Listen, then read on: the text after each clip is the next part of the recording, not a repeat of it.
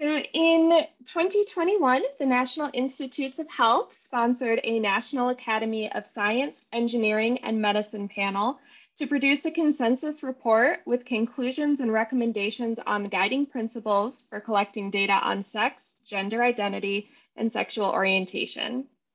Chairing the panel today is Nancy Bates, a retired senior survey methodologist from the US Census Bureau. She has over 30 years of experience focused on hard to survey populations, measurement error, and paradata. She is a co-chair of the new National Academy of Sciences Consensus Panel on SOGI measurement for the NIH, responsible for this report. So take it away, Nancy. Thank you so much. It's a pleasure to be here. We're lucky that we've got a couple other people from the panel that are going to help me out today. So in addition to myself, we have Jose Bauermeister, who among many other duties is a professor of human relations at the University of Pennsylvania and chair of the Department of Family and Community Health at the Penn School of Nursing, as well as a professor of psychiatry at the Perelman School of Medicine. We also have Elias Saperstein, who is a professor of sociology and human biology in the Department of Sociology at Stanford University. And we also have the study director, Tara, who is here with us as well, and Tara Becker, who put in lots of work as well. I also want to acknowledge Marshall Chin, my co-chair, and we'll go over all of the other folks here today. So if you can bring up the slide deck.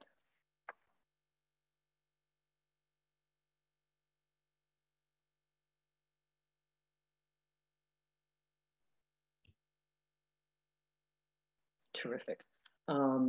Okay, so as was mentioned, we're going to be talking about a consensus report that came out of a panel sponsored by the National Institute of Health.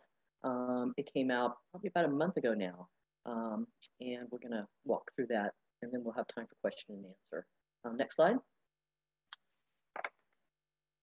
So I want to acknowledge our sponsor. It was the National Institute of Health, who got together the money to approach the National Academy about putting together this report. It was very broadly supported within NIH. As you can see, there's 19 different entities that provided funding for this project. So there was a lot of interest in this topic. And I also want to say that while NIH is the primary audience, and that's who we were writing to, we really do believe that these recommendations can be relevant and expanded to other practitioners, agencies in the federal fiscal system, folks working in health and medical and clinical settings, as well as administrative settings. Next slide. So again, in addition to the folks here today, myself, Jose, and Aaliyah, we had 9 committee members in all. It was a very diverse group of experts in different areas, some coming from think tanks, some from academia. And I think we all brought sort of a very diverse life experiences. And so it was really a nice blend of people, I think, coming together. Some were methodologists, others were more, again, academics and subject matter folks, others were more from the policy realm. But it really was a labor of love. And I think in the end, we're really happy with the work product. Next slide. So I would be remiss if I didn't also mention our external reviewers. As was mentioned, I have over 30 years of experience and I have a little bit of publishing under my belt, but suffice to say, I never ever underwent any kind of a review this extensive or this exhaustive in my entire life. But it was all worth it, and they really held us to the high standards of the National Academy. And this wasn't a matter of just being able to come up with expert opinion on what we thought was good.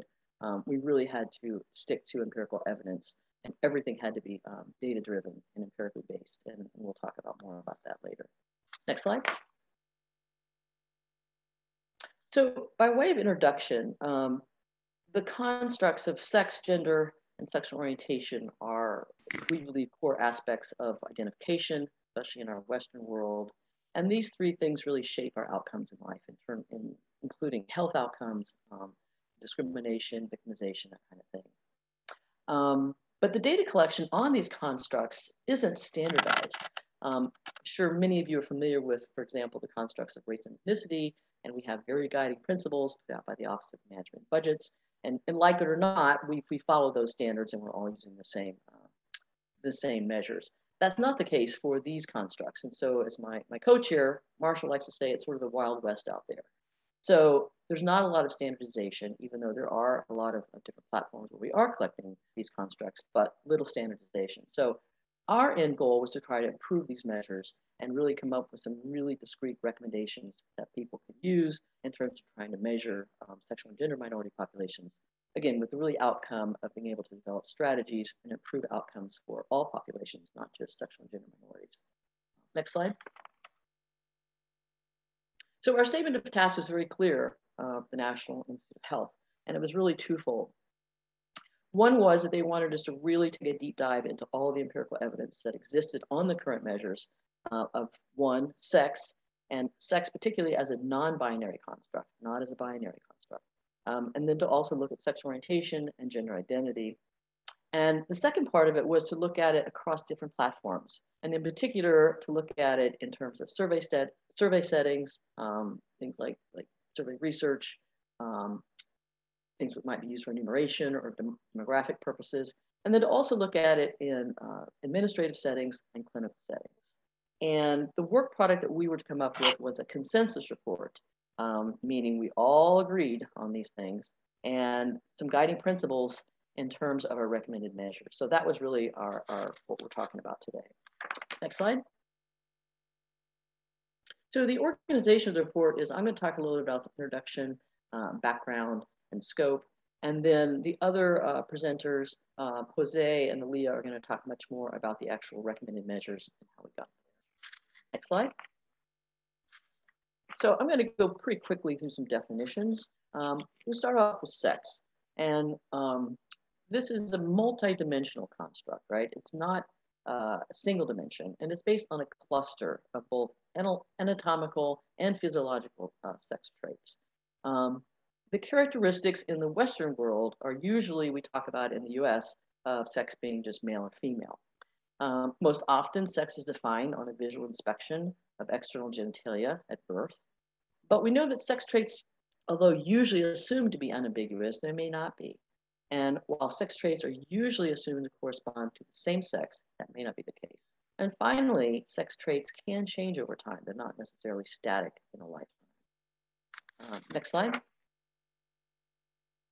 We also spent time, in fact, we have an entire chapter devoted to intersex, or what we call differences in sex development, intersex DSD populations.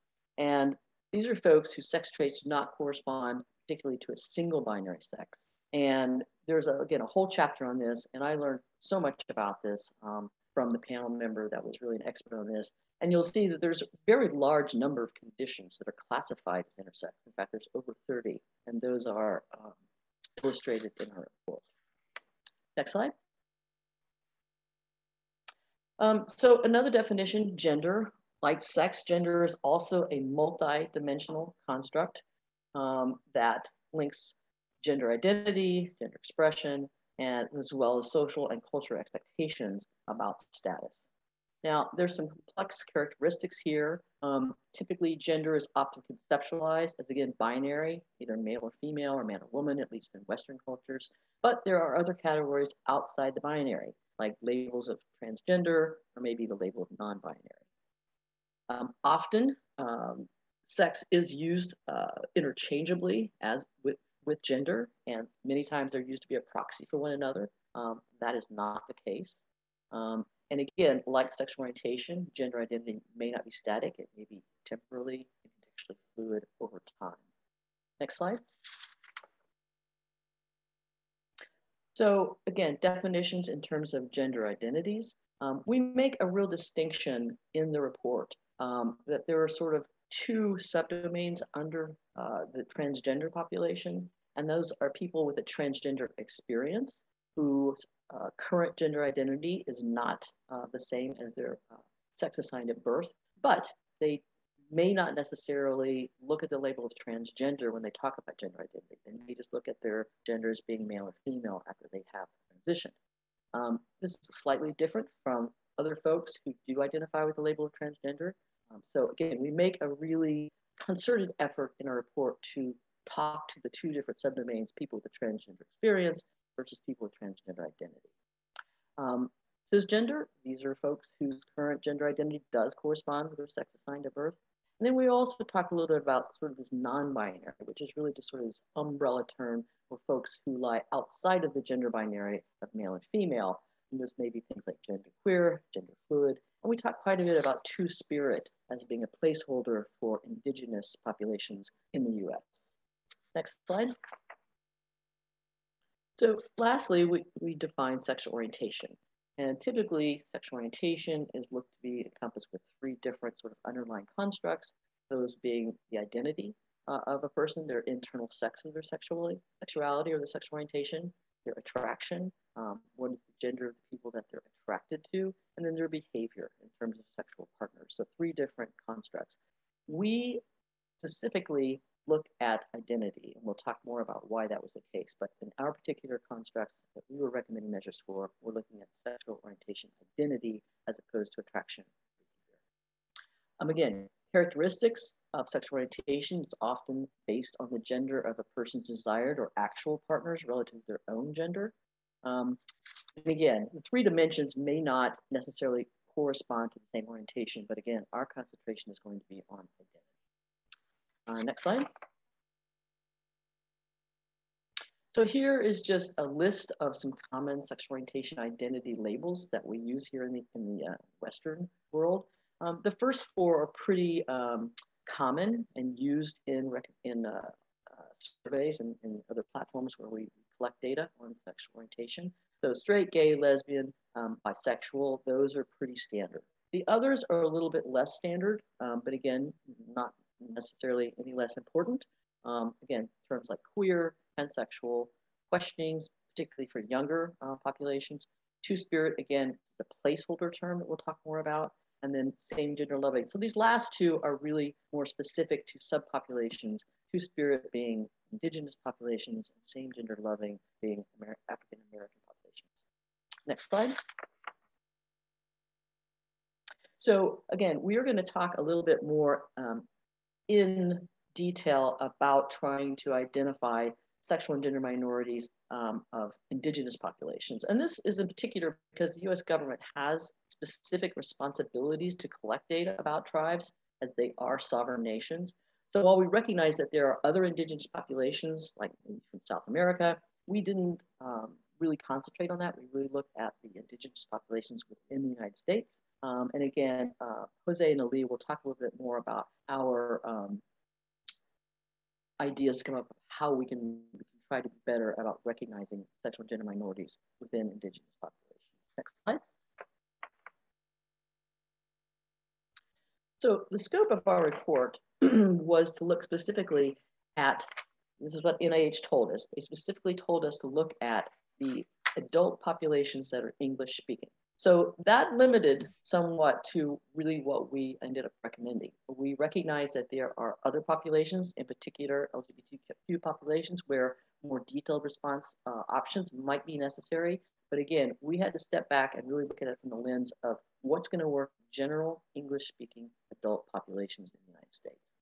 We'll talk more about research recommendations that go beyond that, in particular younger populations, again, as well as again, trying to really make sure we had a concerted effort to try and measure indigenous sexual and gender minorities. But again, our focus is to measure the identity that can be used to identify sexual and gender minorities, but within the larger population. Next slide. So let me just talk real quickly about some guiding principles, a little bit about, again, about the three different platforms we were tasked with looking at, and then the evaluation methods that we used. Next slide. So we spent quite a bit of time before we launched into our recommendations to try and step back and really come up with data collection principles that we could tie back to as we assembled our recommendations. And we came up with 5.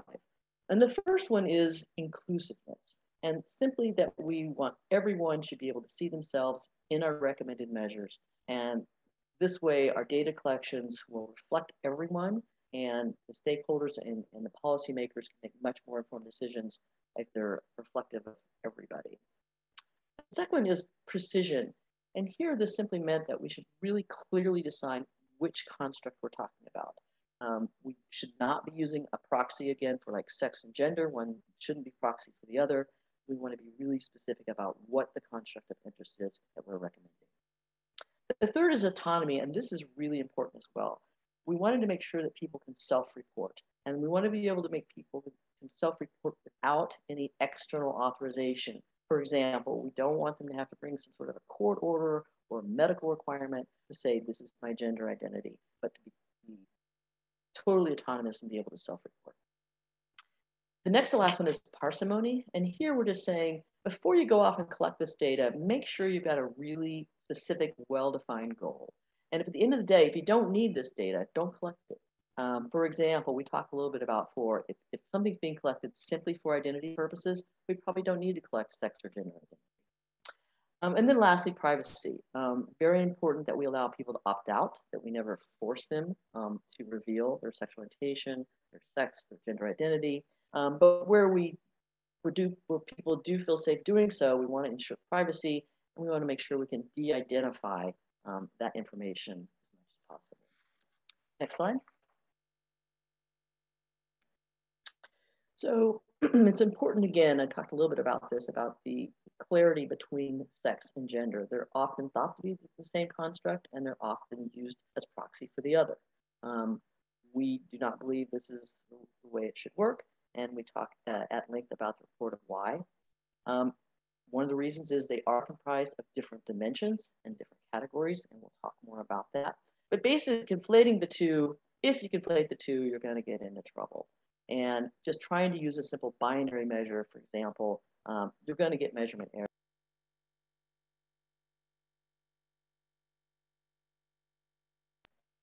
Have I been muted this whole time? Oh, you were fine. Okay, sorry. I thought, wow, that would be a disaster. All right, so next slide. So this leads us to conclusion one, and that is that gender encompasses identity, expression, and social position. Gender does not necessarily reflect sex assigned at birth or specific sex traits. And in most contexts, including human subject research and medical settings, it was our conclusion that the collection of gender, not sex, is really the most relevant in assessing the outcomes that we're interested in, including things like health outcomes, discrimination, and disparities. Next slide. So that led us to this conclusion, then led us to recommendation one, and that is that the National Institute of Health should come up with a new standard, and NIH should be collecting gender by default. So what do we mean by that? We mean mostly that in cases where they've been collecting sex by default, we are recommending they shift over and collect gender by default. Now, we do allow for the fact, and we understand that there are relevant settings where you do need a sex as a biological variable. It might be clinical settings or maybe genetic research, but it's our recommendation that even in those cases, sex should also always be accompanied by the collection of gender as well.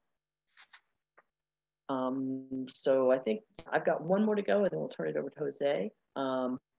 Next slide, please. So quickly, again, we're going to talk about the three different data collection platforms that we were asked to look at. And again, there's a whole chapter that really gets into the weeds on this and what are the differences and what are the considerations. But the first one, again, is surveys and research. And this is things like, again, collections for enumeration purposes, for demographic purposes. The next one is administratives, and this includes vital statistics, as well as program and personnel administration, maybe social programs, maybe people applying for housing, mental health services, those kind of things. And then lastly is more in medical and health settings, which include, again, electronic health records, public health surveillance surveys, and maybe clinical research data. Okay, so with that, I'm going to turn it over to Jose, and he's going to get into some of the specific measures as well as the recommendations. Thanks, Nancy. So as Nancy was just sharing, as we thought about different data collection contexts, the committee took into consideration the level of identifiability of that data and the risk of disclosure. And so The committee recognized that there continues to exist anti-LGBTQI+ bias, and therefore how we collect this data and how it's going to be used may have different levels of risk. So for example, in surveys and in research, the data are generally de-identified and are aggregated for use of the analysis, and so the risk of disclosure remains quite low as it relates to sensitive information. On the other hand, administrative records are often linked to a specific individual, and we have found inconsistent data privacy protections, which suggest that the risk of disclosure at times may be high.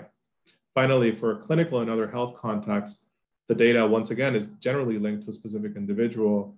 And although there are legal protections against unauthorized disclosure, oftentimes there might be opportunities for mistreatment from authorized users. Next slide. And so that brings forward the need to think about the purpose of data collection. And so as we are thinking about collecting sex, gender identity, and sexual orientation information, we should be balancing that request with the risk of disclosure and making sure that whomever is going to be having access to or collecting that data is trained to learn how to minimize the likelihood of disclosure or mistreatment. Next slide. One of the ways that we've thought through this is using context-specific measures. We acknowledge that most of the research existing is in survey research contexts. And so wherever possible, we evaluated whether the measures had also been used in either clinic and or administrative settings. However, the panel opted to recommend that the same measure be used within all 3 data collection settings in absence of clear evidence indicating poor performance or feasibility of these measures across settings. Next slide. So we use several evaluation criteria to examine the measures in front of us, and those included both questions and response options. So under the questions domain, we looked to ensure there was consistency with principles of data collection. We wanted to make sure that the questions were comprehensible and based on evidence with both LGBTQI+ populations and general populations, and that equally it had been tested with both LGBTQI+ populations and the general populations. We wanted to make sure that we would get comparable estimation across data collection contexts, and that it had been used in at least more than one administration mode. Finally, we wanted to make sure that for enumeration purposes, questions could only have one response option. Among the response options, we use very similar categorizations around comprehension in both LGBTQI+ and general populations. We wanted to have a response option that was nimble and could measure recent trends, and that over time we could track and incorporate changes in terminology to these options. And so it ultimately ended up being a balance of comprehensiveness with the complexity of completing this particular set of questions, with particular attention to trying to minimize any need to reclassify respondents. Finally, I'll make a note, and we'll talk about this in the recommendations and in future directions. We held as a panel that the ordering should follow generally accepted practices as how items are and responses are presented. Next slide. And so I'm going to kick us off and starting to talk about the recommendations made by the committee, and then Aaliyah will take it from there. Next slide. I'm going to start us with sexual orientation. And so this is our second recommendation. The panel recommended that the NIH use the following question for assessing sexual orientation identity. Note, again, this is identity, not attraction or behavior. And so you see the question here. If folks could see that, oh, actually, can you press one more time, Martha, for me? This is the animation. There we go. One more time.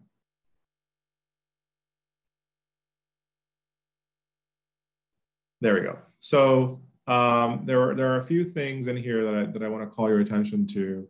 The first one was we used straight, that is not gay or lesbian, as it seems to be the most commonly used terminology for identifying straight or heterosexual populations. And as a committee, in response to some of what Nancy shared around Two-Spirit, we wanted to avoid misenumeration or misestimation of folks who are not of American Indian, Alaskan Native descent clicking on Two-Spirit, given the cultural element of that identity in that part of the population. One more click for me, please. We also decided to add a open free text field so that if none of these categories were appropriate for a particular respondent, they could enter their own term. Next slide. And so what's different from the measure that has been used in panel studies is the addition of the Two-Spirit indicator and the option for a write-in. Next slide. So we recognize that this measure had both strengths and weaknesses. We recognize as a strength, it measures identity by itself and it doesn't conflate it with attraction or behavior. It clearly distinguishes sexual orientation identities that are most commonly observed in the US, but it also allows for the enumeration of those who don't like to use or prefer to have other labels tied to their sexual identity. It allows for culturally specific identification for Indigenous populations. They have been tested within a diverse array of populations. And actually the age range where this measure has been used spans from ages 12 to 85. There are several weaknesses, and we'll talk about these in the context of recommendations moving forward. One is that the response set doesn't necessarily reflect current culture and terminology. For example, folks who may want to see the terms like questioning or same gender loving as a term reflected in the answer options. We recognize the amount of time that it will take to clean and code the write-in responses. It doesn't necessarily include an option for uncertainty like questioning. We went back and forth around the use of negating language for the straight category and have recommendations on that criterion as well. The response ordering of the current measure does not reflect standard criteria. Next slide. So in order to address some of these weaknesses, our third recommendation is to improve the quality and inclusivity of the current measures of sexual orientation identity. And therefore the NIH should fund and conduct research on the following topics. One is an alternative wording for the word straight as a response option, the ordering of response categories and what the right order should be, the addition of other options such as queer, questioning, and same gender loving, deeper understanding and guidelines on how to measure attraction and behavior as domains of sexual orientation, and best practices for collecting sexual orientation information within adolescent and young populations. Finally, there's also some need to understand how well proxy reporting would perform at a national level when trying to assess sexual orientation identity in household surveys. Next slide. Okay, passing this off to Aaliyah. Thank you, Jose. So our job for thinking about measures of gender identity was slightly different than what we had to tackle with sexual orientation and sexual orientation identity in particular. That measure was something, those measures have been included in surveys for actually a fair amount of time. They aren't included across all of our surveys, and that's certainly something that needs to change. But the kind of standards for how to measure sexual orientation identity have coalesced much more than the standards for how to measure gender and gender identity. So I wanted to just briefly walk us through kind of what is the scope of what was out there that we had to choose from, and how did we come to the recommendations that we did. So, and Nancy mentioned this at the beginning, but the existing measure that we have in most surveys is simply a standard binary measure. We call it a measure of sex/gender because often they don't specify what, often the question wording doesn't specify the concept of interest. Sometimes it simply says, are you male or female? So there we go. I was like clicking all my settings. So this measure kind of fails on two of our principles, both inclusivity, because it doesn't allow for a non-binary sex or gender, and precision, because it doesn't allow, it doesn't list the concept of interest that is being queried by the question. In particular, it also doesn't distinguish between cisgender or transgender people, which, and the requirement of being able to identify transgender people with these items was something that was embedded in our statement of task. So we also, of course, took a look at existing measures that have tried to include transgender people, and we kind of grouped the existing measures that do that into two approaches. One known as a one-step approach, so you're using a single question. Typically, this asks whether respondents consider themselves transgender, and it's simply a yes or no item, much like the one that appears in the behavioral risk factor surveillance system. Other one-step measures might be ones like that have appeared in Gallup, where they ask, are you male, female, or transgender? In contrast to a one-step approach, there's also what has come to be known as the two-step approach, where you use two questions to together measure the concept of gender. And usually those are sex assigned at birth and current gender identity, but there are some two-step approaches that use different combinations of measures or use them in a slightly different order. So our read on the existing research is that overall the research supports a two-step approach. It really doesn't coalesce much on how specifically to format that two-step, but the fact that a two-step approach is better than a one-step approach is very clear. And the two-step approach has also been recommended previously by the Williams Institute in their report in 2014, and also by the Federal Interagency SOGI Working Group in 2016. So we're pretty much echoing those recommendations that a two-step approach is the right way to go. And it is because it enumerates both cisgender and transgender people. So unlike a question like, are you male, female, or transgender, where only transgender people are marked, and the cisgender people are left as male or female, so that you can't actually distinguish cisgender men and women from transgender men and women with a question like that. And we also thought it was very important that the two-step approach allows for, as Nancy said, that broader definition of the transgender population by accounting for both transgender experience and identity. Next slide.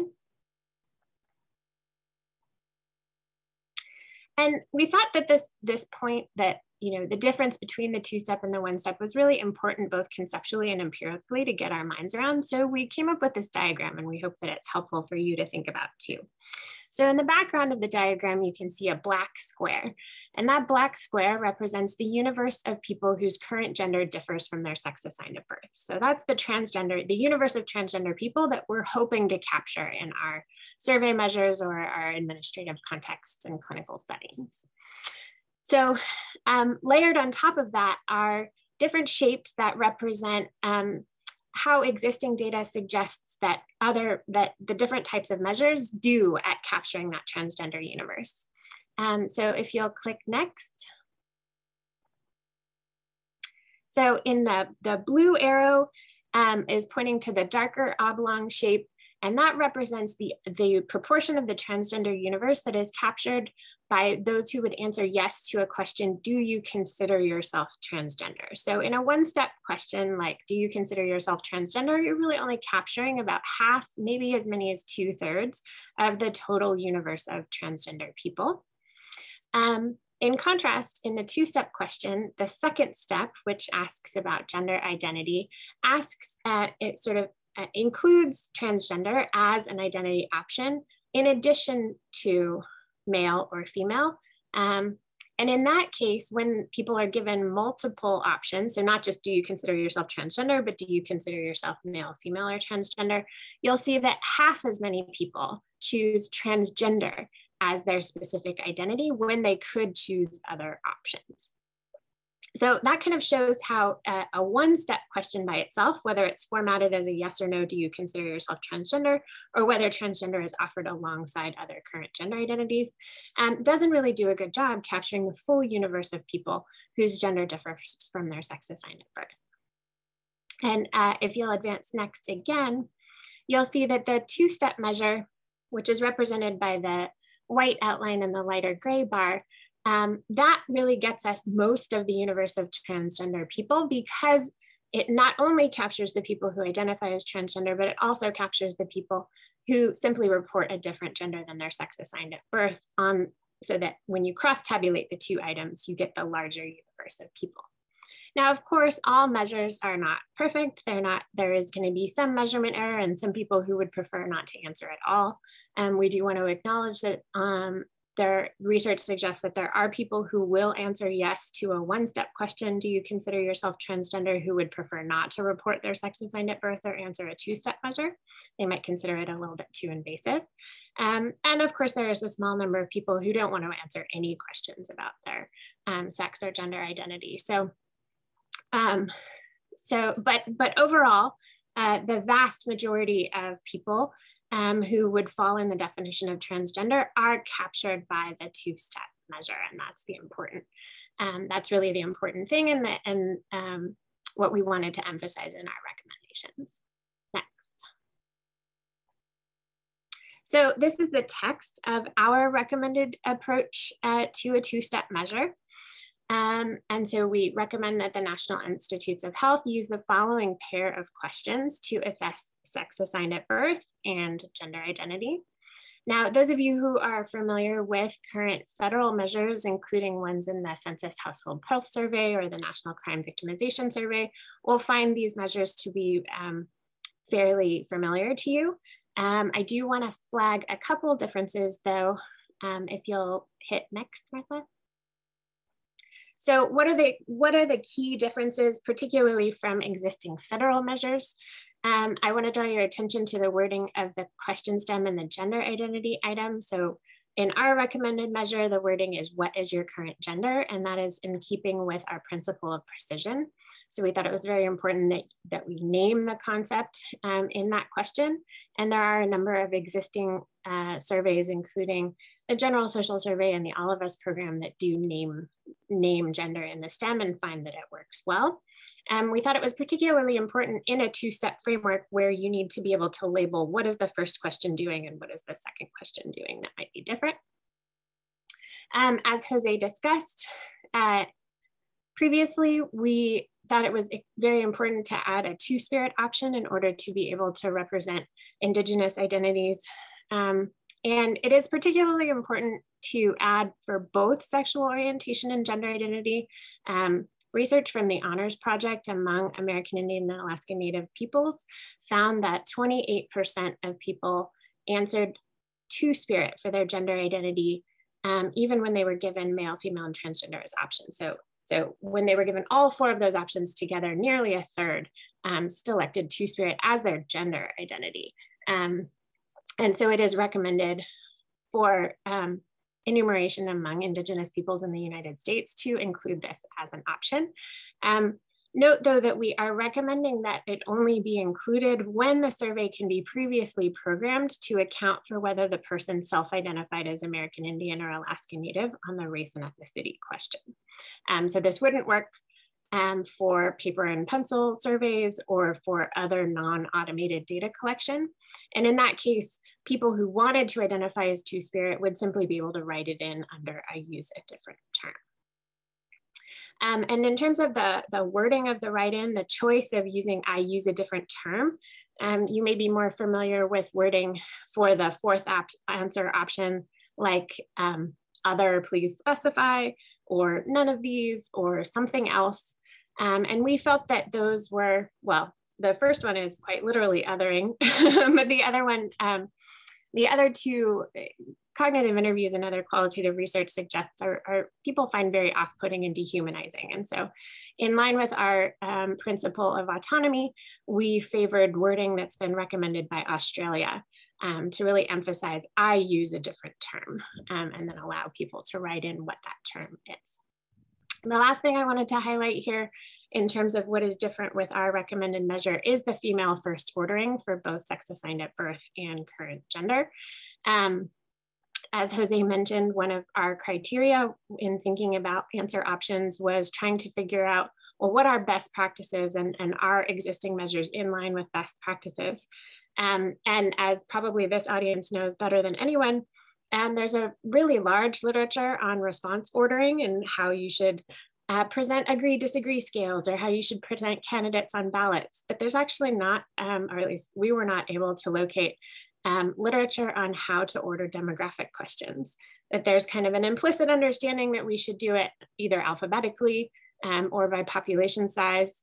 But as best we could tell, no one has tested those head to head to figure out what actually is the best way to present them. So in the case of the categories female and male, female is both alphabetically, would be first alphabetically, and also in the United States would be first by population size. So we are recommending a female first answer option ordering in the absence of evidence to the contrary. And we note that the Census of England and Wales also adopted a female first ordering after their testing in their most recent census last year. Next slide. So there are, of course, strengths and weaknesses of this measure, like every measure. What we think the strengths of the two-step measure, and our recommended one in particular, is that it clearly distinguishes between sex assigned at birth and current gender. The cross tabulation of the two questions is what allows for the enumeration of cisgender and transgender people. So cisgender women, cisgender men, transgender women, transgender men, transgender people who identify as transgender, and then other people who identify with non-binary gender identities, such as two-spirit. The question does allow for culturally specific identification of Indigenous populations. And much like the sexual orientation item, it has been tested within a diverse array of populations. The general two-step approach has been attested within a diverse array of populations, including children as young as 12. Now, weaknesses. There are some weaknesses, and I'm sure many of you have already spotted them or have been frustrated by them because they have existed for some time. The gender response set is forced choice, but the response options are not mutually exclusive. So giving people the option to say male, female, and transgender, someone could easily identify as both male and transgender or both female and transgender. And so the current response set does force people to choose in that way. There isn't evidence that this hurts the count of transgender people because the two-step counts transgender people both through transgender experience and identity. However, it's conceptually inaccurate, and so is something that could be resolved either by altering the response set so that it is mutually exclusive, or perhaps by changing the options to allow for people to mark one or more. Of course, write-in responses must be cleaned and coded, and that takes time, and you need to try to understand what some of the responses mean and rule out some of the trolling responses that you will get. Newer gender terminology such as genderqueer and non-binary are not explicitly included here, although they could be included as a write-in. Importantly, the sex assigned at birth question does not include a non-binary option. And it does not do so because we chose the wording on your original birth certificate. And in the United States, no original birth certificates are currently being issued with X markers, even though you can petition to receive an X marker after the fact. So to kind of keep the question stem on your original birth certificate, we had to give using a non-binary option in the sex assigned at birth question, but that is certainly something that may change as practices for assigning vital statistics categories changes. And we also note that sex assigned at birth may be sensitive for some people and particularly inappropriate to include in settings like employment where data may be identifiable. It is private health information, and so asking people for sex assigned at birth in certain contexts outside of de-identified survey data, for example, is something that may need to be rethought. Next slide.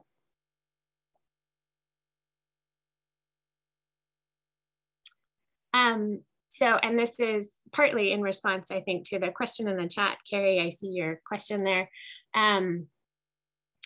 So the next thing I wanted to emphasize is our topics for future research. So what can we do to help with some of the weaknesses in the existing two-step measure?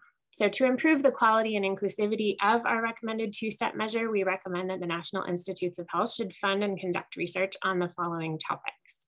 And number one is the use of gender-based response options, man and woman, for the gender identity question.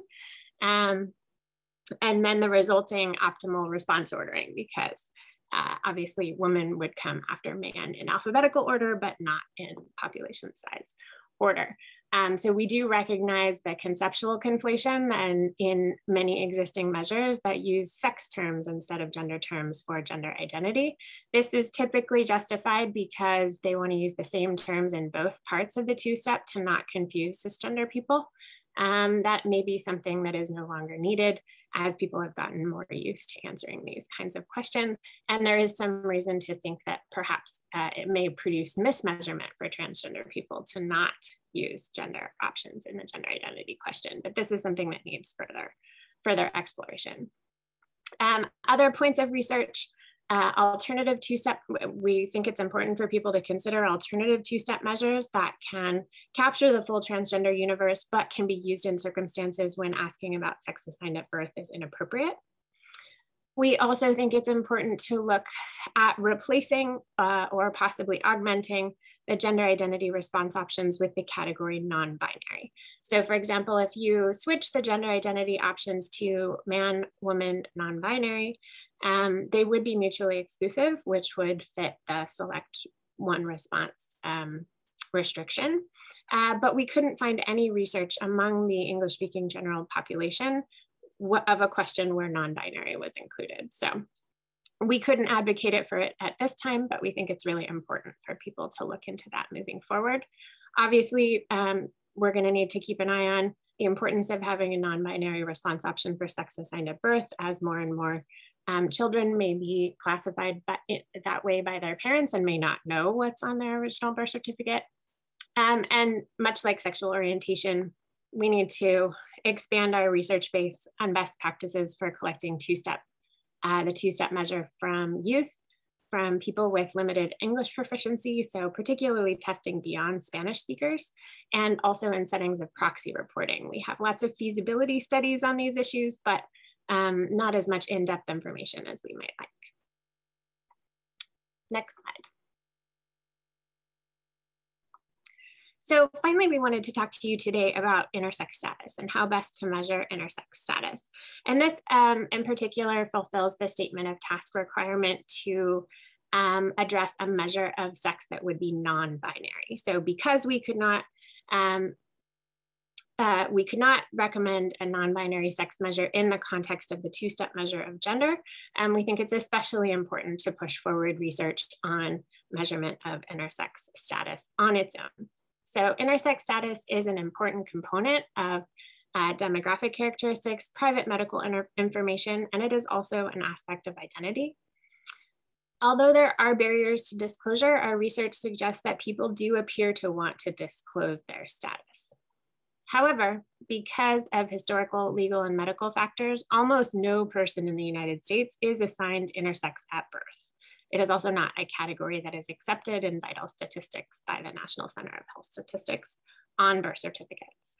Therefore, it is inappropriate to assess intersex primarily with an intersex response option for the sex assigned at birth question. However, when sex assigned at birth is asked, it may be appropriate to include prefer not to answer or don't know options for people with intersex characteristics. Next slide. So this leads us to our final recommendation from the report. When the National Institutes of Health seeks to identify people with intersex traits or differences of sex development in any of the three settings that we reviewed, they should do so by using a standalone measure that asks respondents to report their intersex status directly. They should not do so by adding intersex as a third response category to a binary measure of sex, in particular sex assigned at birth. Next slide. So what could we use to measure intersex status if we can't add it to the sex assigned at birth question? There's actually very little evidence on the quality of existing intersex status measures. This is unfortunate because this is a gap in research that was highlighted by the Williams Institute more than 7 years ago. And there has been, unfortunately, not a whole lot of progress since then. But But since then, there are 3 question stems that have been tested in population-based surveys. One, the first one with intersex people, and the last 2 in the general population. You'll notice that these questions vary quite a bit in terms of their complexity and their length. And the one that has been tested among intersex people is the longest and the most complicated, which does give us some pause in terms of how well it will perform in the general population. However, the 2 that were tested in the general population were not specifically tested among intersex people, and so we really can't recommend those directly either. Next slide. Weighing the evidence, though, we do believe that after taking into account community guidance and expert opinion, we are recommending that it could be measured using the question that has been tested among intersex people. Have you ever been diagnosed by a medical doctor or other health professional with an intersex condition or a difference of sex development? Or were you born with or developed naturally in puberty, genitals, reproductive organs, or chromosomal patterns that do not fit standard definitions of male or female? Next slide. Given the dearth of research overall, though, we do recommend that to improve the quality and inclusivity of current measures of intersex status, that the National Institutes of Health should fund and conduct research on the following topics: actually using the single item of intersex DSD status in most data collection. We also think it will be important to compare the relative quality of the 3 measures of intersex DSD status that we identified. So kind of pit them against each other, the existing studies looked at them all separately. None looked at whether one performs better than the other, and that would be an important step moving forward. We also think it's important to examine the effects of using specific terminology such as intersex or DSD, which tend to be favored differently by people in the population, and whether or not it's necessary to include definitions of these terms either in question stems or supplemental health text for the purpose of people without intersex traits. One complicating factor is that a number of people with intersex traits do identify their gender identity as intersex.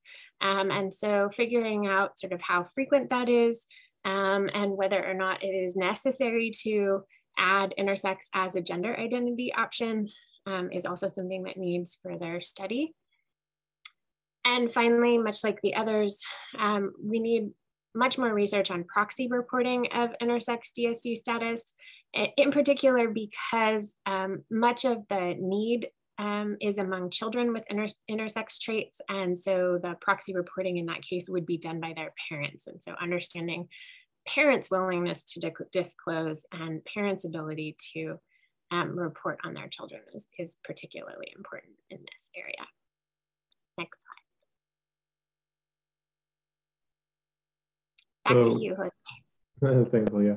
So I'll share a couple of conclusions from the report. The first one is that everyone deserves to be counted, and therefore standardized questions for sex, gender identity, and sexual orientation, when done correctly, can ensure that data capture individuals' identities and characteristics and enable comparison across studies. Next slide. As it relates to gender by default, the standard for the NIH should be to collect data on gender and report it as the default. That collection of data on sex as a biological variable should be limited to circumstances where information about sex traits is relevant, and that the collection of data on sex as a biological variable should be accompanied by the collection of data on gender. Next slide. As it relates to context, in the absence of clear evidence indicating that measures evaluated within the surveys and research context could not be implemented within clinical or administrative context, we opted to recommend that the same measure be used within all 3 data collection settings. Next slide.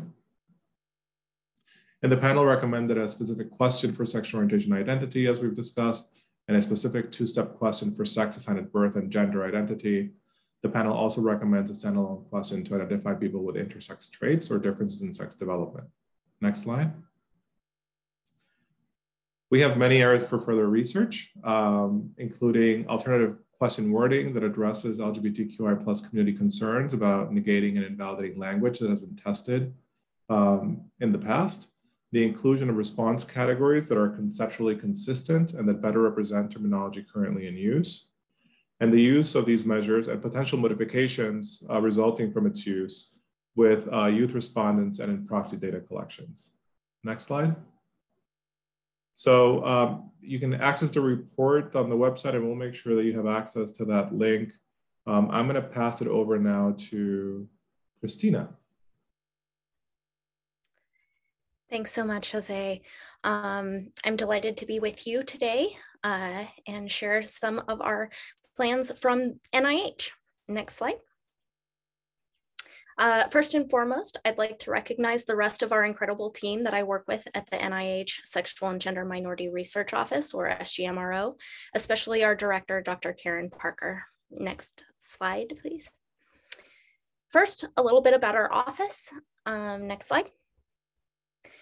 Our office is located in the NIH Office of the Director, which means that we're in a great position to be able to coordinate sexual and gender minority research activities across NIH and serve as a resource for both NIH and our extramural research communities, as well as the larger federal research community. Next slide. All of our work positions the SGMRO to effectively implement the NASEM recommendations. Next slide. More specifically, we're working to share and promote the report's recommendations at NIH and with our HHS and federal government collaborators. As you've heard from the NASEM panelists already, there are a number of really critical recommendations, especially around future research. As someone who's read the report cover to cover a couple of times and many parts, many more than a couple times, we are super excited about all of the future research areas and continuing to advance the science around sexual and gender minority data in diverse settings. A couple of the highlighted future research, yep, still on that slide, thank you. A couple of the highlighted future research areas that we've been able to already start conversations on include inclusion of a non-binary response option in the current gender identity two-step question.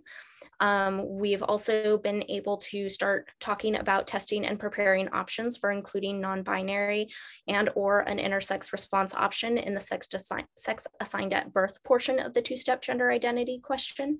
As the panel also mentioned, that's going to be a growing concern in the future to be able to accurately capture and represent all of the diversity of our populations. We're also working on improved data collection and reporting for SGM youth, and also, and potentially most importantly, being able to track and document all of the progress for sexual and gender minority data efforts across multiple settings and especially across NIH. Next slide. We've already started working with the Sexual and Gender Minority Research Coordinating Committee here at NIH that comprises folks from many of the different institutes and centers who are able to join us and provide their expertise and also collaborate on opportunities for mapping out the course of updating or potentially adding sexual and gender minority data to their collections. We're also working to update and refresh the SGMRO website. Check us out. It's not updated yet, but it will be soon. And hopefully highlight the National Academy's report front and center as a way to interface with some of the recommendations and hopefully promote other researchers being able to take up the mantle for those future research questions.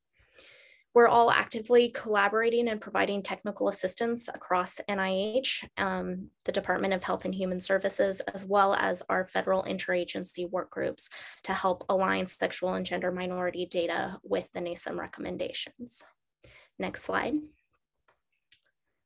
Just to get into a little bit more, that did not turn out well on the top slide.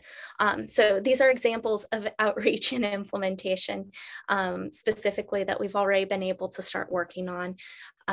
For those of you that are not familiar, the Phoenix Toolkit is offered by the National Human Genome Research Institute, and it's a toolbox that offers a bunch of already verified and tested questions that researchers can pull from to add to their own studies. So we're working with them to update the SOGI measures that are offered through that toolkit. We've also connected with folks at the All of Us program, which is a huge data generating initiative here at NIH. And we're working with them to update some of their questions as well that are included in the basic demographic survey for all participants. We've been working with the NIH Clinical Center for, I believe, several years now, and hopefully we'll be continuing that relationship to discuss how they collect both patient sexual and gender minority data, as well as information from their clinical staff, support folks, as well as anybody who participates in clinical studies. We've also been providing technical assistance to the National Cancer Institute's Community Oncology Research Program. They have a initial intake form for folks that participate in that. And so we've helped them revise that and align more closely with the recommendations from the NASEM report. And then also collaborating with multiple NIH offices to update our internal systems and make sure that those meet the recommended demographic measures. We're trying to practice what we preach within NIH for sure, and making sure that nobody has to disclose any information that they're uncomfortable with, but if they would like to, they have that opportunity as well. And then we're also working with some of our partners and colleagues across the Department of Health and Human Services. And one of those examples is with the Medicare team on the health insurance marketplace application. Next slide. Thank you so much for the opportunity to share this exciting work with you. If you'd like to connect with the SGMRO, next slide. You can visit our website, join our listserv, shoot me an email. All of that information is up on this slide. Thank you so much.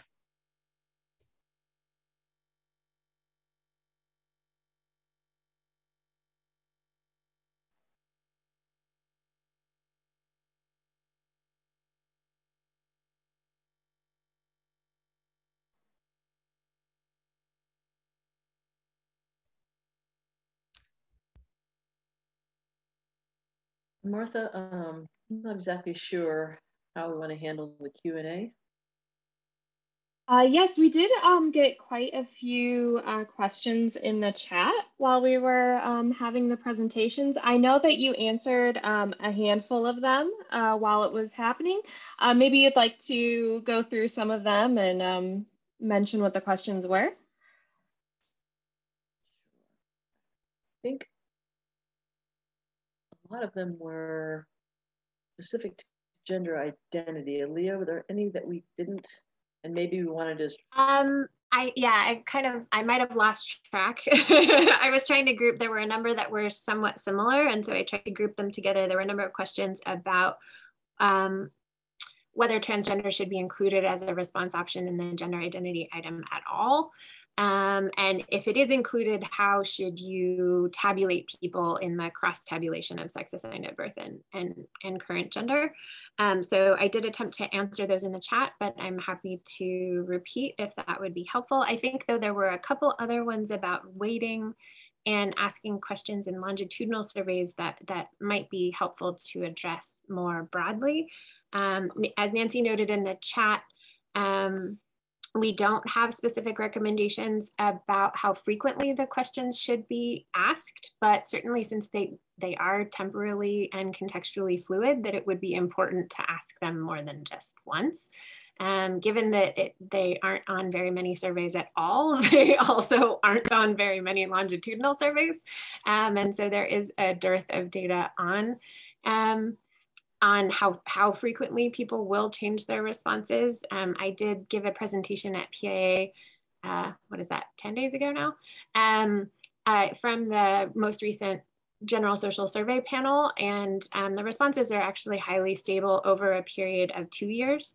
But that doesn't mean that we shouldn't offer people the option to update their information if they wish. So it may not be necessary to ask, for example, sex assigned at birth again, given that that's something that we don't, on your original birth certificate, that isn't something that would change over time. But allowing people to update their gender identity and sexual orientation would be important in longitudinal data collection. And Nancy, do you want to take the one about waiting? Not really. Yeah, I mean, again, I think the major paradigm shift here is that we are recommending gender by default, not sex. And our gender by default doesn't have just, not a binary construct. So again, not a weighting expert, but I mean, I don't know if Jose or Tara or if anybody else wants to try and jump in on that one. We didn't address it head on in our recommendations.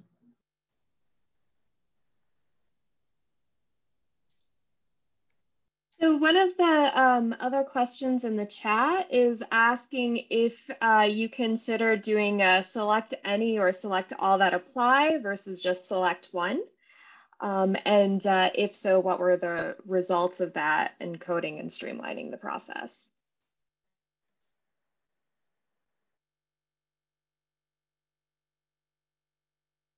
I think we had more conversation around it for gender identity than we did for sexual orientation, as I recall, in terms of selecting one versus more than one. And I think, I don't know, Leah, you sort of touched upon that in the rationale. Maybe you want to expand a little bit. Sure. I think our thinking, and please, Jose and Nancy, if I'm misremembering, please don't hesitate to correct me, but our thinking was that in general, select all that apply questions are unwieldy to work with, and a lot of that data often gets thrown away. Certainly as I use race and ethnicity data a lot, and so I think we were mindful of the fact that oftentimes people who answer 2 or more responses get lumped together in a way that is inappropriate and unenlightening for their experiences. And if they're not lumped together, they're excluded from any analysis entirely. And so we didn't really feel like making the question select all that apply was solving a problem. It was just creating a different problem in a different part of the analysis pipeline. Our biggest worry was that the conceptual mismatch between offering male, female, and transgender, and then telling people to only choose one response.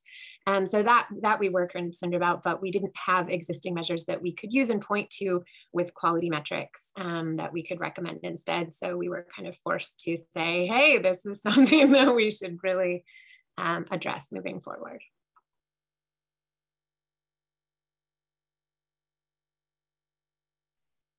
There's another question in the chat mentioning that having a birth certificate may be difficult for immigrants or refugees. Did you consider any other documents or alternative documents instead of asking what your sex was assigned at birth on your birth certificate?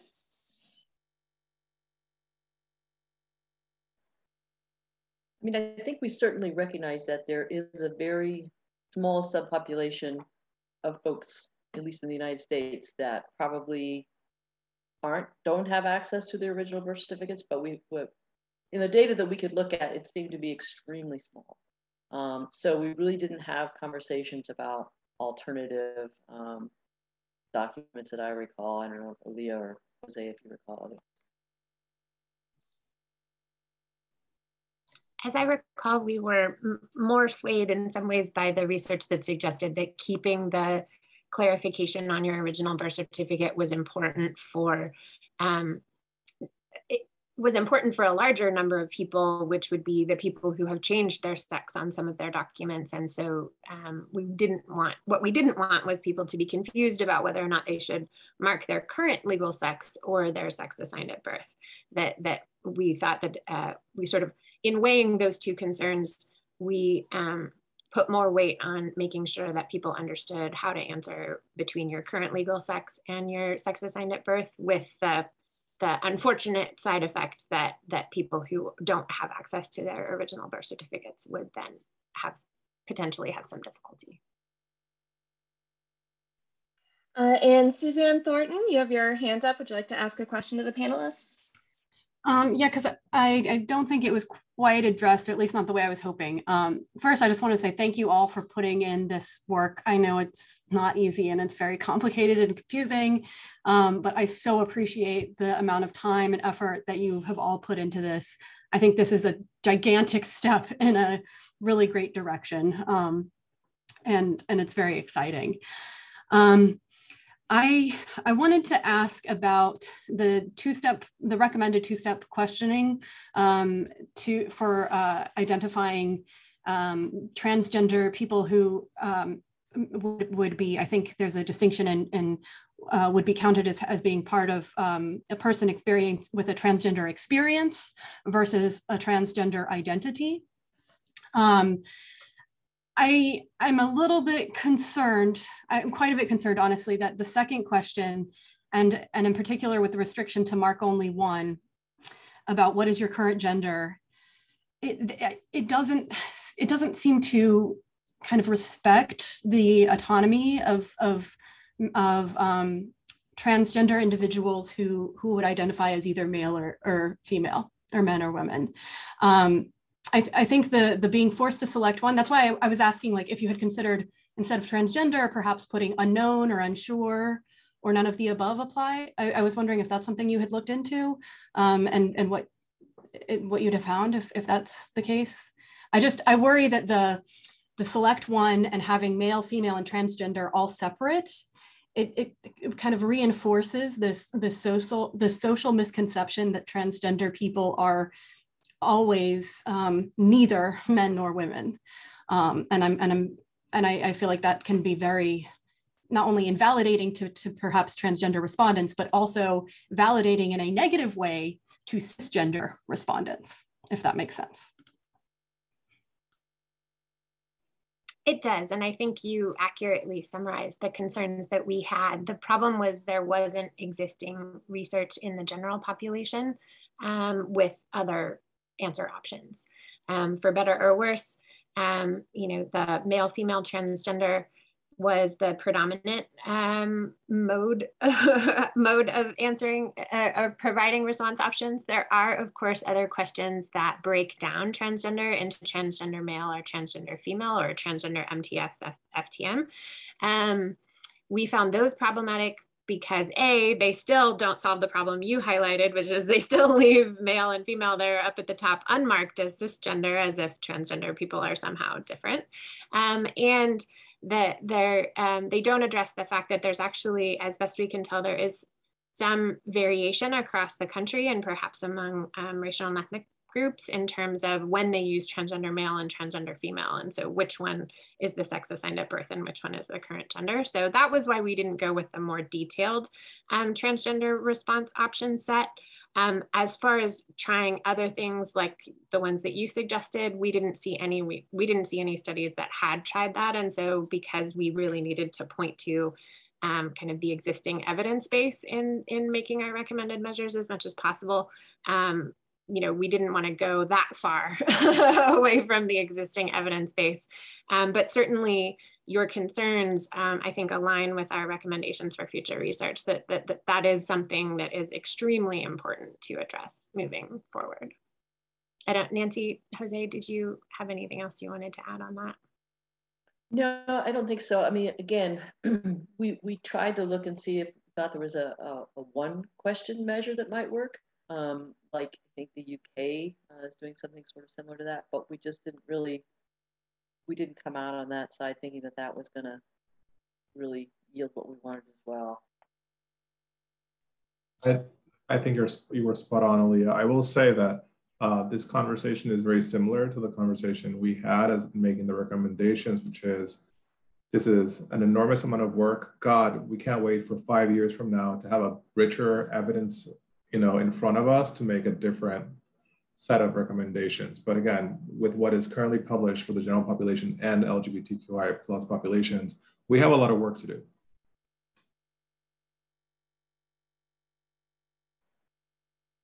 So I see a question I don't think we've addressed. Did the panel consider how use of these collection instruments may affect participation in a general survey? I'm not exactly sure. It sounds like maybe the question is getting at unit response rates, and if we put these in, what might happen? And if that's the case, I think we definitely did look at studies that have done controlled experiments where they did or didn't ask these. We looked at item non-response rates. We have a nice descriptive table in our report that shows item non-response rates across both of these measures across various surveys.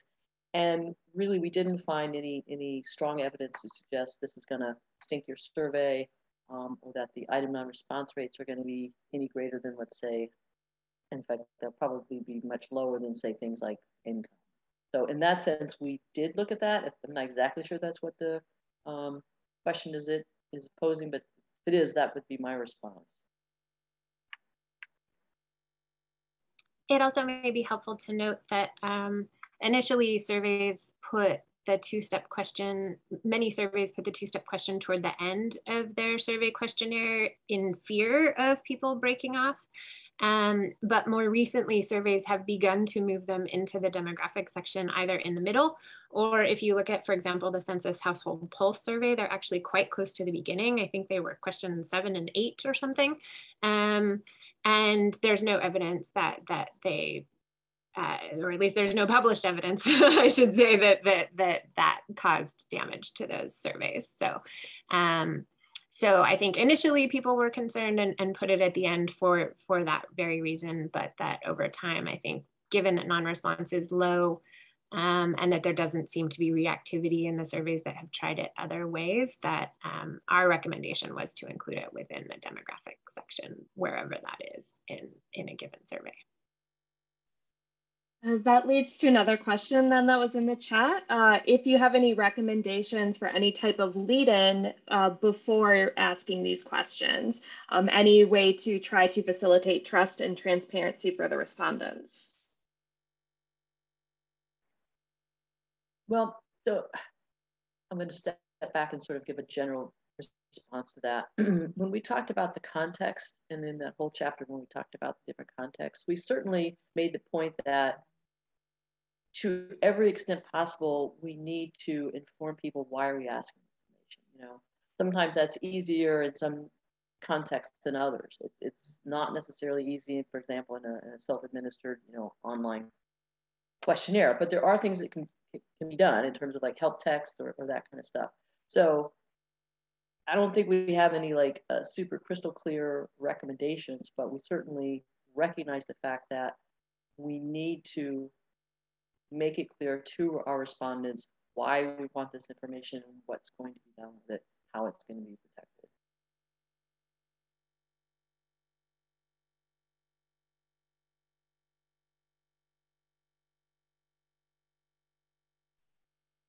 So a new question that just came up, for those that work outside of the US, we have to think about people being offended that the interviewer doesn't assume their gender based on their gender expression. How would you recommend remedying the need to use inclusive questions with the need to make sure we are sensitive to this issue?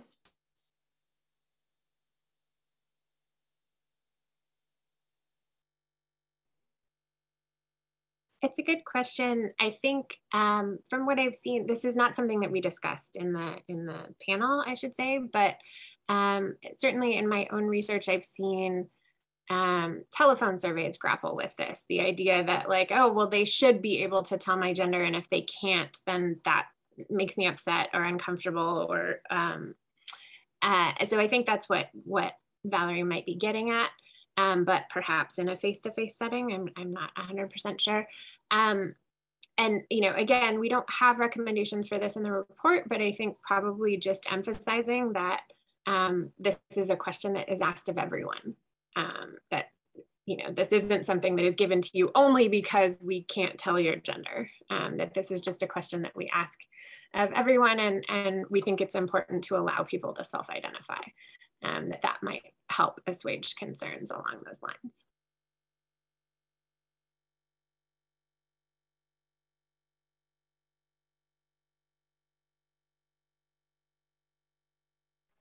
So there's one question I think I might be able to try and address. So it says,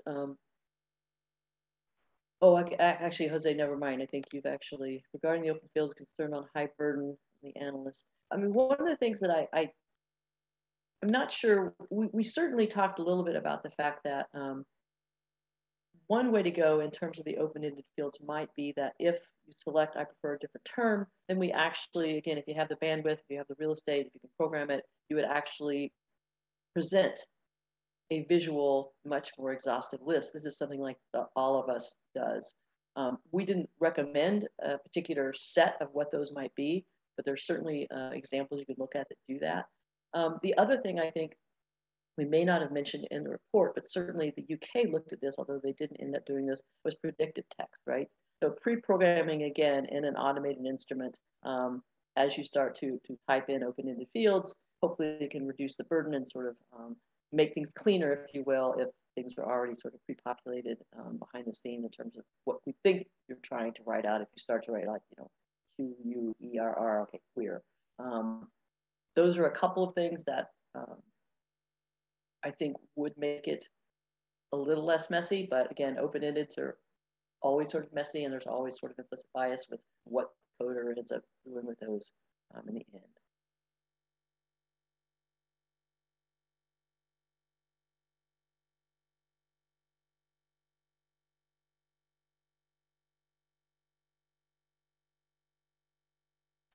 All right, and I believe Christina answered Stacy's question. If the NIH will be adding these questions to X-Train, and will any gender or sexual orientation identities be considered in underrepresented group?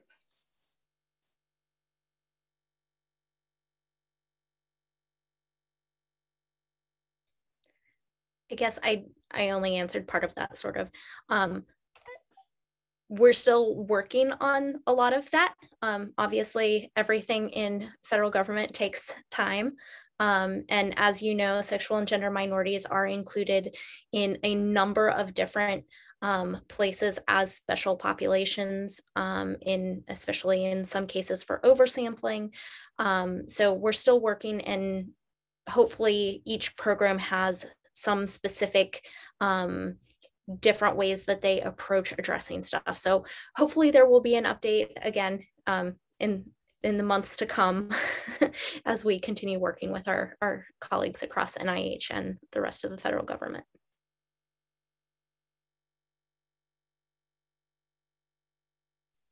And any other questions that we might have missed or that have come up during these discussions?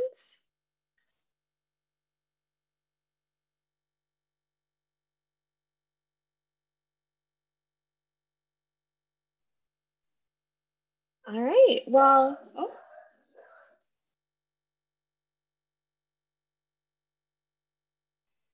Okay, well, I want to thank our panelists very much for walking us through the report and the recommendations and how they're being implemented at the NIH. So thank you, Nancy, Jose, Elia, Christina, Tara, for making this big report.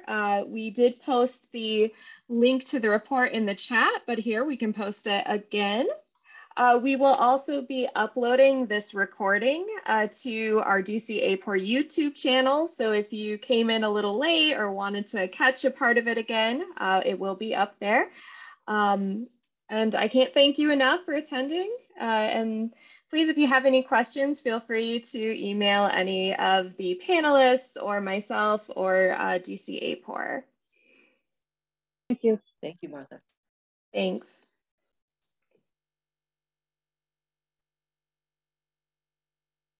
Thanks so much, Martha.